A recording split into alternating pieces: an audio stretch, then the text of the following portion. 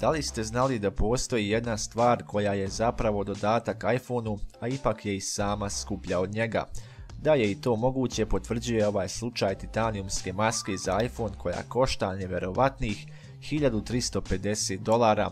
Proizvođač ove maske je kompanija Grey, koja je inače poznata po izradi dodataka za najbolje modele vodećih proizvođača smartfona, a akcenat kod tih dodataka se uglavnom stavlja na luksuz i estetiku. Iz kompanije tvrde da će sa ovom maskom iPhone biti praktično neuništiv, a naveli su i jednu manu koja se tiče displeja telefona jer maska ne pokriva displej logično. Ipak i na to su donekle mislili, pa je maska dizajnirana tako da njene ivice sprečavaju pad telefona direktno na displej, tako da ćete biti bezbjedni i na tom polju. Inače, maska se sastoji iz dva dijela koja se mogu zasebno skinuti i spakovati natrag ako ih ne želite, a kada se ponovo sastave predstavljaju skoro neuništivu cjelinu. Ipak, da li ovo zaista vrijedi ovoliki novac?